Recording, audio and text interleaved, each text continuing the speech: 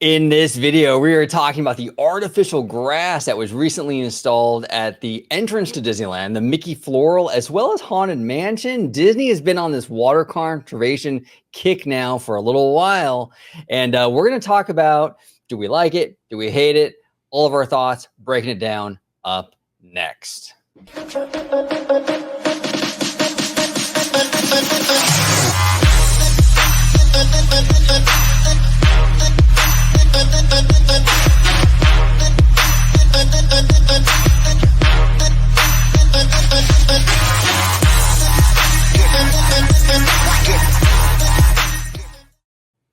Welcome aboard to another episode of Orange Grove 55. I brought my collaborator, my producer, my good friend, Vash Guy, host of the Freshly Squeezed show here on OG55 to talk to me about artificial grass. Dre, welcome back, brother. Let everybody home know where they can find you on social media, sir. Well, best place to find me is going to be at Vash Sky right down there, just like it's spelled. Go ahead and type it into Twitter, or even Google for that matter. It should pop up.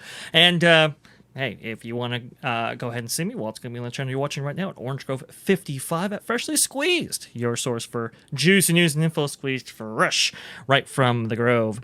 Now, I didn't think we were going to be talking about grass this week. And I think I had mentioned that they had switched out some grass in some various areas because look, Mice Chat's all over this thing. Credit to them for the advanced coverage. I believe they covered some of this stuff happening on August 9th. But hey, look, listen, it's here and we're here for it. So I do appreciate you having me on, sir. Well, it's always a pleasure having you on, sir. And this is the kind of stuff I live for. I love this kind of like nerdy.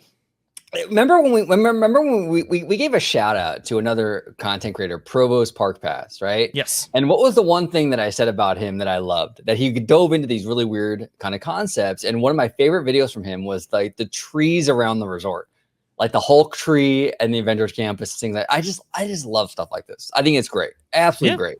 So it's a lot of fun, and this is actually a pretty interesting topic. So this is courtesy of our friends over at Laughing Place. Now, this is the world premiere of the artificial grass that they put here around the Mickey Floral. Now, from what I understand, the design work, the flowers, and the floral, the Mickey itself is real, and then the grass around it is fake. Okay, so this is artificial grass. Now, per I think it was the OC Register, Brady McDonald, he said that what Disney does, they use a high-end kind of fake grass where it's not just like, a lot of the fake grass is like neon green. It looks fake as hell. What Disney does is they have this like kind of this blend of like kind of various shades of green, some even like fake dead grass mixed in and everything to kind of give it a more realistic look. And I got to say, it does look pretty dang real. If I didn't know any better, I probably wouldn't even know it was fake. I'm going to actually zoom in a little closer because we do have an actual closer shot for the fake grass. It looks pretty legit, and it kind of begs the question, why would Disney even say they're doing this? I think most people probably wouldn't even notice it or even pay attention if they didn't bring it up. Like, this is one of those things where it looks good enough where just don't say it, and I don't think anyone would really know. And like the storybook mosaic, they did that one. They did the grass around that like back in July. Is fake grass. And I've walked by that thing a few times since July, never noticed it being fake. I don't understand why Disney has to bring it up. Oh, it's fake. Like, why would you do that? Like, no one knows. Like, it looks real enough. I don't know. That's just my opinion on it. But what are your overall thoughts, Dre, on this? And the fake grass, kind of how it looks. Well, the clue as to your query on why they would bring this up is included in the Brady McDonald article, which was this was all done under the auspices of conservation. So I think they want to be. I think the resort wants to be well known for being part of California's water solution, not part of California's water problem. There you go. You see a little bit. We have a term for that. Virtue signaling. Oh, there you go. That's the one. Yeah, you see, there's a little bit of that, right? And Listen, I mean, it's like, well, you still utilize resources for a theme park enterprise. I mean, how much are you a solution to these things? I mean, I guess to the extent you can. But anyway, I mean, here's I know they got a little bit of heat from it's like, oh, we got to fill up the submarine lagoon, and it was like, well, we're under a serious drought problem. How could you, is the resort being, what is it, singled out as part of this, what is it, kind of special privileges only to them? And it's like, well, yes, that's kind of been the way it's been handled in prior years with the city and both the state. Now that's dynamic. That has changed a little bit, and I want to clarify something with that too. It's that water is reused. It's stored and then called back. They don't send it off to the ocean. They don't call upon new water. It's the bulk of that is new water. I'm sorry, is old water retreated and sent back. So Disney has been kind of like on the kind of the bleeding edge of some of this kind of forward-thinking conservationist kind of mentality and kind of objectives here, and I think this is a reflection of that. But I also think that this story is a little bit deeper, and a lot of people, this was like, oh yeah, this is great, and there are benefits to it, no question. I think the Brady McDonald article brings out the fact that just with the storybook land grass treatment, just in that small area, relatively small, that's about 81,000 gallons of water saved per year, if I'm not mistaken. So it's like that's a significant savings. I'm not gonna say that it's not. However, I mean, I guess these new drought problems aren't, these drought problems facing California right now aren't new. I hear about a drought every single year, it seems like. And by the way, the drought problems are extreme, but it's weird given the fact that California for the last 2 years in a row has had a lower population than the year prior. So they've actually had a population loss. It's kind of weird how it's like, now this is becoming a significant issue. I guess the Brady McDonald article was saying that this was going back for like 10 years, this kind of this whole kind of movement towards this.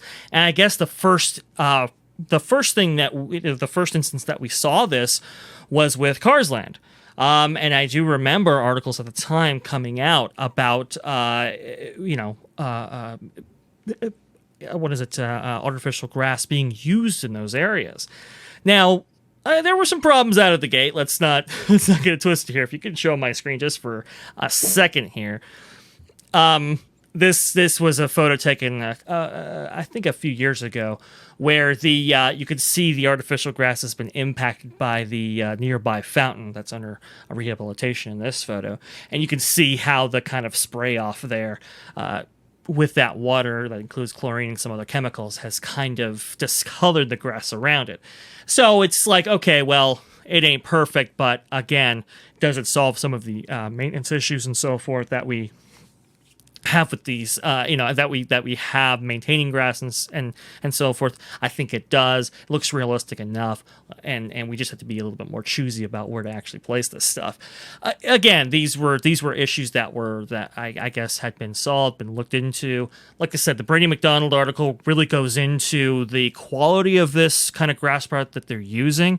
I will say, like, you mentioned it before. I guess there are kind of like these, dead or maybe discolored fibers actually woven into the fabric, and kind of sprinkled throughout in order to give it a more realistic look. And I thought that was a good choice by them. I remember a famous Adam Carolla rant way back in the day on this podcast talking about this very issue. And he's like, hey, look, listen, if you're going to go with an artificial grass product, it's best to get a little bit of seasoning in there, let's say, right? And make it look a little bit more realistic. So all of these things, all of these efforts are job well done. Now, I do think there are some caveats to it, but I'll include those for a little bit later in this discussion. But, OG, do you think I'm on here, or do you think I'm off base? No, you're not off base. I think overall, this is a win-win all around. It doesn't really take away, in my opinion, from the guest experience. The storybook canal boats recently got fake grass, the same fake grass like back in July. I've walked past that mosaic several times since then, and I didn't even notice it. To be honest, it didn't look any different than the real grass. So I don't think in terms of show, it really is that impactful in a negative way. So it's not really impacting guests, I don't think, in a bad way. It benefits the environment because they're conserving more water. It's benefiting Disney because they're saving money. Let's be honest, I mean, we got to be real that it's saving Disney money. And that's probably the prime motivator. And a lot of fans want to get into this thing like, well, anytime it benefits Disney, it's automatically a bad thing. Not necessarily. Like, if it can save the company money and make a more lean Walt Disney company, and it doesn't impact the guest experience, I'm all for it. I'm all for it. You know what I'm saying? Like, for me, it's like, why not? Because the money they save for that could potentially go towards other things like a new e-ticket or something a little sexier, So I'm all for that. Now, there are issues like what Dre mentioned with the chlorine and the chemicals that were treated in the water for the fountain and discoloring the grass. I think that was kind of like that was something that, like, I think they noticed, obviously, because it's pretty bad here. And going forward, we probably won't see that happen again because of what happened here. Sure. But really, anytime you add anything into a theme park environment, there's always going to be some level of wear and tear. You paint a building, and eventually it's going to fade. You do any kind of thing with any physical structure, eventually you're going to have to maintain it down the road. So the same goes for same goes for the artificial grass. I mean, yes, it looks great. In 5-10 years, it might not. Then they have to replace it. But that goes for paint or anything else. So, or bricks even, or cement, or anything. So overall, I think it's a win. I think the one biggest negative, though, for this whole thing is going to be the inevitable job losses in the horticulture department.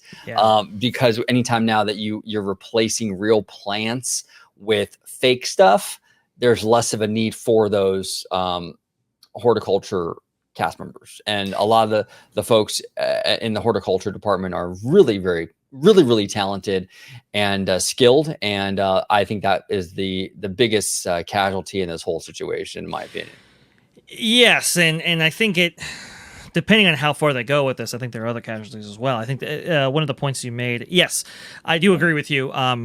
Everything wears and tears, right? I don't think that's it's just kind of reality, a fact of life when you have things exposed to the elements constantly and so forth.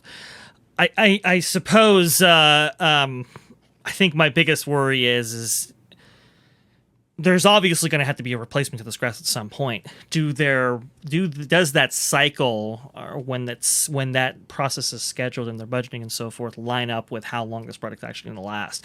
I think that's kind of my concern there. And we see this like with paint, for example, in Toontown, right? Yeah, let's be honest here. Those repaints could be a little bit more frequent.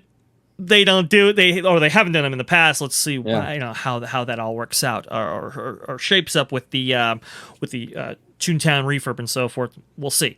But just their refurbishment cycle and how fast these things degrade. That's always been kind of an issue. I worry about that here. But I do agree with you. A leaner company, as long as it doesn't impact the guest experience, and that's the key caveat, I think is a good thing. Sometimes it does, though, and if I can have you share my screen just for another moment here. Absolutely.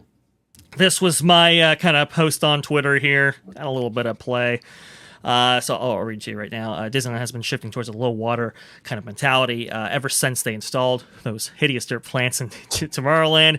My show documented the turf install on August 9th, like I said, and I suspect the project along Rivers of America reflects that. We'll get into that discussion in a little moment here. But yeah, understand, folks, this is all about yield management. Jobs will be cut following this. Yeah, for sure. Management is likely looking to cut recurring costs post-shutdown, including labor. That's absolutely the case, I think. My theory, though, ever since reopening has been that they were deficient in maintaining plants and trees during those 412 days. This solves many problems, the least of which being water in California. And I do agree with that. It's like these are good steps in the right direction as far as California's overall issues. I don't think they'll be solved no matter how many of these planters they end up replacing. But the key thing there was, as long as it doesn't impact the guest experience, I think this is one of those things where I think it impacted the guest experience somewhat. And you can see they replaced this, which was this planter that was previously just grass, and it, like, it wasn't the most interesting thing. Obviously, I think it was a placeholder, and they just kind of had to maintain it up until the point where they were actually going to replace the entrance facade to Tomorrowland. That obviously didn't happen, so they replaced it with this. These plants look hideous. They look awful. They don't look good, and It looks I like the understand tram. the low. It looks like Yeah. the tram loading kind of to me. Right, and you were describing this. Why don't you go ahead and describe that for our viewers? Because I think that was a good Yeah, related to this. the tram loading area over at the Esplanade, right across from downtown Disney, uses a lot of these kind of drought-resistant plants, a lot of cacti and desert. And I've never been a fan of that look. I'm not into like cactus kind of look. It's not very lush. I would much prefer to have these big, massive, like pine trees and it's really lush in atmosphere. And mind you, the tram loading area has been like that since they built DCA. I mean, that's not anything that like Chapek did or anything, or even Tomorrow, Daddy Josh. This has been there for 20 plus years, But that's what this reminds me of very much so, is that tram loading area, very drought resistant, deserty kind of plants. And I'm just not personally, and this is subjective, maybe some people like that style. A lot of people do, like in Nevada and stuff, they like to decorate their front lawns with a lot of cactus and these kind of plants. And it's people find it sometimes kind of stylish. I personally am not a fan of that. I would much prefer some real greenery in my opinion. So that's what this reminds me of, very, very much so. Yeah, and I do have to agree with that sentiment. I mean, I'm not a fan of these kind of this was the process during installation. I'm not a fan of these kind of desert landscapes and so forth. I dislike them a lot, coming from a desert myself. I mean, I'm out here in Arizona, which, by the way, Anaheim itself would be a desert if not for the kind of watering and horticultural practices implemented at the Disneyland Resort. Now, again, there's no. There's that energy usage, whether it be labor, water, and so forth, in order to maintain those plants. I mean, that is a high. It's a drain, right? It requires a lot of energy in order to produce the results that we enjoy every single day at the Disneyland Resort. So they have to be balanced, right? And I suppose that brings me to my next point here that I wanted to go ahead and illustrate for folks at home, was that I think what happened during the shutdown was they were shut down for so long and they had such a minute skeleton crew of horticulturalists and other people maintaining the Disneyland Resort proper, that I think they ran into some issues where they couldn't necessarily maintain all of the plant life and vegetative life and so forth, for that long period, and they had to make some compromises. I think one of them was removing the the roses in the Esplanade. I think that was the one thing that we kind of saw that was like, they cut all those down. They also removed a lot of the plant work and stuff like that from the various planters inside the resort, which is common. I mean, why would you necessarily switch those out? If nobody's walking in the door. I get it, but I think the trees, actually, the old growth trees, suffered the most as a result, and I think that's why. Maybe why some of these trees got diseased the way they did and so forth. And I think management wanted to, one is reduce the overall costs of actually maintaining the resort. One, to reduce part of that's reducing labor, obviously, and then two, prevent something like that from happening again. So I think they're moving towards kind of low water use plants, I believe it's what it's called. And And I look at that Tomorrowland entrance and I think, ooh, is that the philosophy going forward with all plans of the resort? Maybe, maybe not. And I kind of worry about that. I worry about some of these old growth trees and how much damage has been done to them. Will they be able to be, restored, going into the future? I've seen some questionable results so far. Hey, maybe that Stitch parking lot thing that was, where you had all those trees removed. Maybe that was part of this. We saw some trees obviously removed, and most famously in the Pirates of the Caribbean queue, but a lot of people didn't actually notice that the trees in front of Pim's Test Kitchen, for example, were changed out recently. I just kind of, I don't know, I see all these changes and so forth, and I do agree with you that the cuts to horticultural, I mean, that's some big stuff there, and I think that's what makes a lot of the magic. It is referred to as a park, and I think that's for a reason. I think they are vital in seeing that kind of park philosophy maintained. I just worry about how far we'll go with this. Hey, if we can keep some trees and replace some grass, I'm all fine with that. I doubt that's where it stops, though. Now, I do want to say, too, Disney's not the only company installing fake grass. Our friends over at Universal Orlando hired a company called Foreverlawn.com. And this is their website, Foreverlawn.com. And they did some work for Universal Orlando. I don't know if this looks as good as what we're seeing at Disneyland. It does. This, when I talk about like fake grass with the neon green looking very fake, this is exactly what I'm talking about.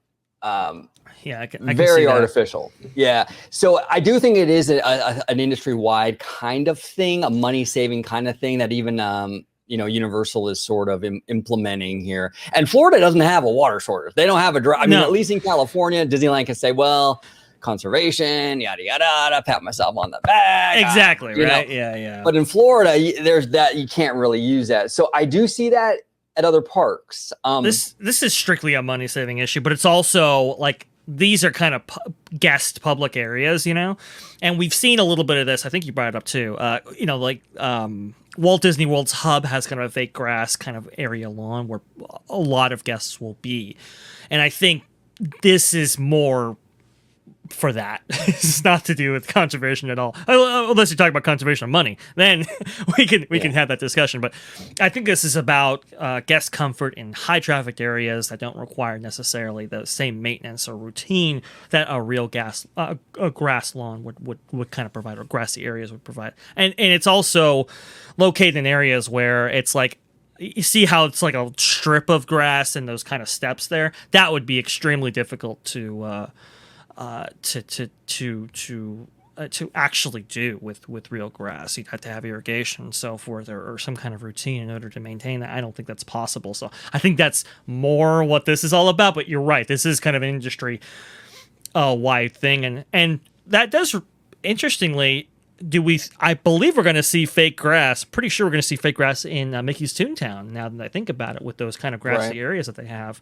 So 100%. This is definitely a trend for sure.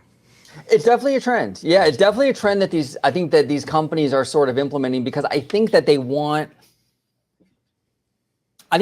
they kind of see the writing on the wall. The recession, I mean, the economy is sort of, it's really in a precarious position. There's been a lot of analysts and experts kind of saying like that, it's going to the economy is going to kind of fall off the cliff soon, right. And, I think a lot of these companies are looking any way to sort of save a dime to sort of offset whatever potential costs or losses. Don't forget, too, in Disneyland's case, you also have the California backdrop, which is also another can of worms where you have harsh penalties, fines for people that go out of compliance and so forth.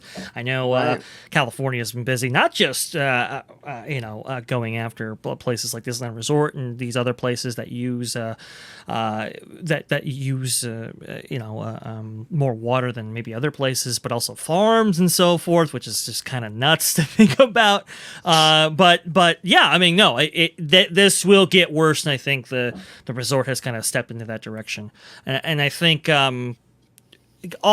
given all those factors, probably appropriately. Yeah, it's fascinating. It's an interesting conversation because I think that this is all about like many things in relation to Disney parks. I think it's all about balance.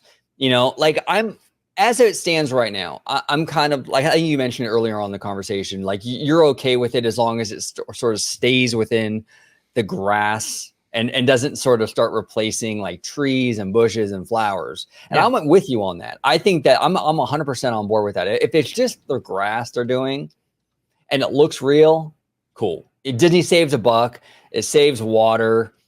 The guest doesn't really notice it. Okay, no harm, no foul, right? But if they start to utilize this in other ways, oh well, if we can get fake grass, what about fake roses?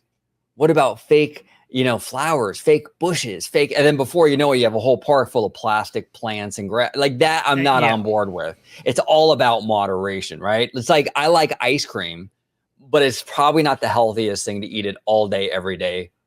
And that's it, right? You have to moderate. And I think when it comes to stuff like this, you have to moderate and you have to be able to sort of know that line to draw. And it's interesting. It's very, very interesting. Now, do you need me you want me to share your screen, sir? I'm trying to get something ready here because I just thought of something and I'm trying to see if I can find it on the fly. I don't think I can.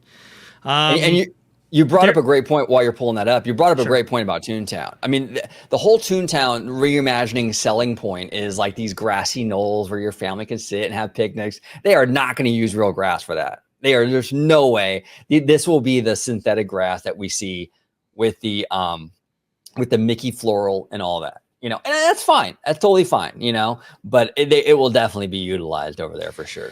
Yeah, and it's going to be interesting to see how that implementation differs maybe from this implementation. You saw in the Florida example how it was like a kind of a darker grass, and I think that's to be more consistent with that kind of the grass that maybe people are used to seeing in Florida for that climate and for we've seen how the pigmentation of even the sky reflects on certain objects and surfaces and so forth, so you have to kind of adjust your coloring.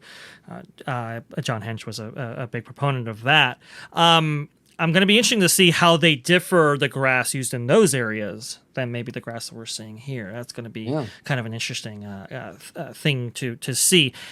And I think the article does make a point that it's not all grass that it's actually changing, which is kind of interesting because I believe there are grass areas in the hub that either haven't been changed out or will not be changed out. I believe that has to do with, and I know there are some relief areas, some service animal relief areas that have been changed out, but I don't think it's that. I think it's more about, I think there's like some premium packages that they're selling for PhotoPass and otherwise that stage some of those in the hub and amongst those grassy areas. I think they want to maintain that for at least for right now. I think I didn't have a picture of it either, but the Haunted Mansions implementation is also a little kind of. It doesn't look good right now. We'll see when the Haunted Mansion actually opens, which I believe is today. Yeah, isn't today. it? This is when the Halloween season kicks off officially. Yeah, that's it. Ooh, man, we're moving fast here. I'll have to see some more photos before a final. But I was seeing some preliminary photos. I was like, ooh, that doesn't look too good. There's some ripples and stuff like that. Maybe they'll sort that out. It might be a little bit too soon for that. But there's a project around. Oh, go ahead. Well, I wanted to ask you real quick before I forget. Sure. In the Toontown pictures from Mice Chat, the aerial photos. Remember, we were all speculating. I think even Fresh Bake was speculating on it. Those squares with the weird like rubber springs. If you can pull that up, if you can find it. Yeah, let me see if I can find them because it might be in this. Yeah, because I'm very curious because we've all been kind of racking our brain about that. Like, what is that? Is it some sort of like irrigation thing? What if that's like the base or the foundation for this fake grass? Well, I believe Haston on Twitter had a good let me see here. I'm still trying. I think Haston had a good, theory on what those actually were, if I'm not mistaken. He came out, I guess they're for like trees. Right. Which I found was like, wow, I've never really seen that kind of root management system like that. But I guess that's exactly what it's for. It's for the roots of the trees. Come on.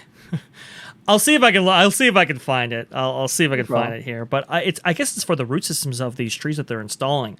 That I guess how he was describing that these kind of they're in a squared off pattern, but there's these little cylinders that are kind of bunched up, right? And I believe they have jut outs and cutouts and so forth, so that the root system can actually wrap around these cylinders, have a place to go, and I suppose you can be much more surgical with your water treatment and so forth. So it cuts down on water. It ends up being a healthier plant and all those kind of things. Makes sense. I mean, I guess you do it with these new tree installations. I suppose if you're under this kind of conservationist kind of mindset, it looks like it's a little bit more of an expensive process than just a typical tree installation. But I guess it is better. Not only that, though, I was thinking about it too. They had some root problems around the Stitch parking lot, if we recall, right? We were seeing kind of broken asphalt and so forth caused by the root systems. I would theorize that might cut down on those issues as well. So if you want to have, our buddy Showcase here is not going to like this, but maybe some brickwork and stuff in these various areas around these trees, right? Inside joke. He does not like bricks. You don't have to necessarily worry about those trees actually upending those. And we've actually seen that in Town Square and some various other areas, but I think that would actually solve those problems as well. So I think that's kind of what's behind that. It's interesting. The Disneyland Resort has really been moving in a very, no pun intended, but kind of green direction. I remember like years ago, I mean, I'm talking like at least over a decade, when they switched the trains to like canola oil or something, right? It used to be like the old school, like I think coal. I'm not a train expert, but they switched about a decade or more ago. They switched it to like canola oil. That's why when you walk under the train station when you enter Disneyland, it's that weird smell, that funky smell. It's like a biodiesel, as I think biodiesel refer to it. Mm-hmm. Yeah, exactly. And it smells funky. It smells weird. It doesn't smell like normal, like what you would think a train would smell like. But Disney's been really moving in this direction with this kind of clean energy, so to speak, which is ironic to me because the Autopia cards are like the biggest gas guzzlers ever. But everything else, right? Everything else gets the green treatment. But the land based on Tomorrow gets none of that. It's funny. I think the biodiesel was a compromise. If I'm not mistaken. Obviously, you don't want to have real kind of coal burning engines, right? Especially in California with its regulations and so forth. It might have been grandfathered in, but I think the resort was also looking to go a little bit more green with it. I think it was either that or the biodiesel conversion or getting rid of the actual steam trains entirely, replacing them with maybe like a electric version like Hong Kong, which I don't think anybody that would have not done well. I think the biodiesel was implemented for that reason. And these things are expensive. There's an upfront cost to these things that many times ends up being even more expensive than if you were just going along your kind of normal route. But in that instance, I had to applaud Disney for doing something like that, because I think it was a good solution to a kind of problem there. And even though the smoke doesn't billow out of the stack like maybe a traditional steam trains would, you maintain the steam trains in their operation and so forth, just have kind of a cleaner burning fuel source. So again, like, good stuff. Here, this is what we were talking about here that's being installed in Toontown right here. And there are multiple of these. I believe there's actually 3 paired up together, and where the old Roger Rabbit fountain was in front of Roger Rabbit's Cartoon Spin. But from what Haston is suggesting, and I believe he's correct, this is for trees. Awesome. That's crazy. Which is, one, I mean, the concept art did show trees, but 2, to have this kind of confirmed through this kind of thing that trees are being installed in Toontown. I think number one, I mean that's. Thank you. Because out of all the lands that required trees, I think we can all agree this one absolutely did. But to do it in this way, in this very kind of this implementation that we've not quite seen before in other Disneyland projects, again, I think it is consistent with this kind of low water use philosophy. And look, listen, if they can plant the same quality trees found in other areas of the resort, but lower their water usage, well, then that's kind of best of both worlds right there. There, you've reduced the water used. It hasn't impacted the guest experience at all, and it ends up being maybe a healthier tree, a more manageable tree, and so forth. I mean, it's like, it's, it's, look, not all of these are bad, right? Maybe we lose some, jobs in the horticultural department, and maybe that impacts some other things. But again, solutions like this, though, I think are a win-win-win all around. The biodiesel, like you said, and other types of energy and cost-saving measures implemented by the resort can end up being better for the guests and the resort's efficiency in the long run. And I think that's that. Like I said, if it doesn't impact the guest experience, I think that's a good thing. 100%. Well, Dre, I want to thank you, brother, for coming on today, talking some grass with me. Talking some grass. Talking some grass. It was an interesting conversation, though. This is the kind of stuff I love. I love this kind of stuff, and it's there's a lot of nuance to these things, Sure. and that's what's interesting about it, Before we close out, I wanna share a little clip, which is I think kind of relevant to our conversation today. Kind of a little funny clip that I think would be good for the audience. Rather stay home and watch grass grow. Come on, you. Come on. Hey, Peter. Hey, Joe. Damn it. I just love it. Yeah, it's just so relevant to today's conversation. I love Family Guy. But Dre, thank you so much, brother, for coming on today. If you could let everybody home know where they can find you on social media, sir. Yes. Hey, best place to find me is going to be on Twitter, right down there at VashSky. And we got to give our boy Jay from Story Geeks a little bit of a shout out here for Christine Waysons McCarthy. For all the robust discussion, you can go ahead and do so right down there. And if you want to see me, well, it's going to be on the channel you're watching right now at Orange Grove 55 at Freshly Squeezed, your source for juicy news and info squeezed fresh right from the Grove. Go ahead and play that drop for me. Orchard fresh and delicious. That one? Perfect. Yeah, I love it. I absolutely love that drop. One thing, too, I forgot to mention. I think the Rivers of America kind of project around there is being impacted by this as well. But I guess I'll save the bulk of that conversation for another discussion, because I think that's another interesting little tidbit to that as well. Maybe on are we planning to release this show today, OG? Yeah, this will drop very soon after we're done. Basically, I'll release this one, and then we're actually going to be doing a live show today at 5:40 p.m. California time, talking all kinds of stuff, talking about this new Disney Prime membership thing, and we're going to dive into a lot of other stuff during that live show. So tune in today. I'll send the link out very shortly, so everyone has prep for that show. But it will be live, and there's going to be a lot of great topics. So if you want to bring up that other stuff, like I think I will, because I think that's a good outlet for this. These afternoon shows can be a little quick, a little piffy, so we don't want to keep the too much of the audience's attention. We'll bring it up there, and we'll have a lot of interesting stuff to discuss, folks. You want to join into that one, because it's gonna be a doozy. Yes, can't wait. Thank you all so much for watching. We appreciate all your support. Follow this guy on Twitter. We're gonna be having a special kind of I don't know what you would want to call it, like a giveaway or whatever.